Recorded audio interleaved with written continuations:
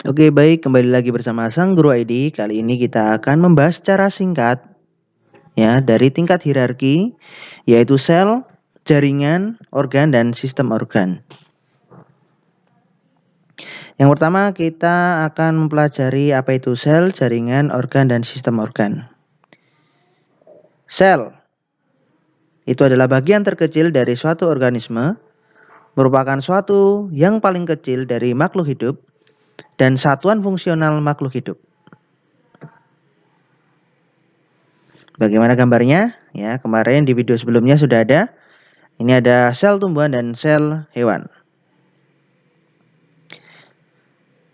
Bagian-bagian dari sel hewan ada membran sel, inti sel, mitokondria, vakuola, dan badan Golgi. Untuk gambar sel tumbuhan ada agak yang berbeda ya. Nah, apa itu? Ada dinding selnya ya. Kemudian bagian lain ada inti sel, vakuola, mitokondria, ribosom, dan yang paling penting yang tidak dimiliki di sel hewan adalah plastida atau ada kloroplasnya. Fungsi bagian-bagian sel. Untuk dinding sel yang dimiliki tumbuhan adalah melindungi bagian dalam sel. Membran sel menyaring zat yang keluar masuk ke dalam sel. Kloroplas tempat terjadinya fotosintesis pada tumbuhan. Dan vakuola menyimpan sisa metabolisme.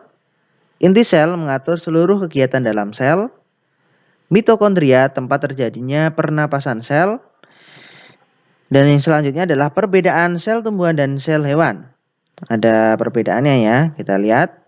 Untuk sel hewan tidak mempunyai dinding sel, tidak mempunyai kloroplas, vakuolanya kecil, bersifat liat, berbentuk bulat. Ya, walaupun bentuknya nggak selalu bulat. Sel tumbuhan yang pertama mempunyai dinding sel, yang kedua mempunyai kloroplas, yang ketiga vakuolanya besar, yang keempat bersifat kaku, yang kelima bentuknya membentuk sudut ya, tidak hanya persegi, ada yang segi 5, ada yang membentuk sudut. Karena memiliki dinding sel tadi. Kemudian yang selanjutnya kita akan pelajari yaitu jaringan ya. Jaringan adalah kumpulan dari sel-sel yang mempunyai bentuk dan fungsi yang sama, yang bergabung, itu namanya jaringan. Macam-macam jaringan ya. Ada jaringan otot, jaringan epitel, jaringan saraf, jaringan ikat atau penyokong. Ini adalah jaringan-jaringan yang ada pada hewan. Macam-macam jaringan ya. Epitel ya gambarnya. Yang ini. Ini berasal di bagian luar ya, mungkin di kulit ya. Kemudian jaringan otot ya, ini otot. Jadi otot ini dibentuk oleh jaringan-jaringan otot. Kemudian ada jaringan saraf ya, ini ada di bagian ujung, tengah sampai ke otak ya, sebagai penghubung. Ada jaringan tulang, penyusun tulang, ada jaringan tulang rawan ya, bagian sendi, ada bagian-bagian lain ya. Ya. Kemudian jaringan otot. Jaringan yang berfungsi untuk alat gerak. Ya. Untuk jenisnya ada 3. Ada otot lurik ya, bentuknya lurik seperti ini, memanjang. Ini biasanya terdapat di otot rangka. Kemudian ada otot jantung, bentuknya seperti ini, hampir mirip dengan lurik, namun ada percabangan, letaknya di jantung. Kemudian ada otot polos, yaitu otot yang biasa terdapat di organ-organ dalam, contohnya usus, lambung, dan lain sebagainya. Nah, untuk sistem kerjanya untuk otot lurik yang ada di rangka ya. Ini bekerja secara sadar ya, seperti kita mau mengambil sesuatu, kita menggerakkan tangan ini secara sadar. Untuk otot jantung yang ada di jantung ini secara tidak sadar ya.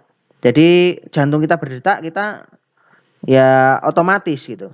Contoh lagi lambung ya, untuk otot polos ini lambung, dia eh, ototnya bergerak juga secara tidak sadar ya.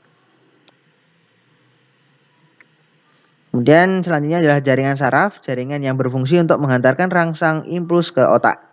Jadi ketika kita menyentuh kita bisa merasakan panas gitu ya.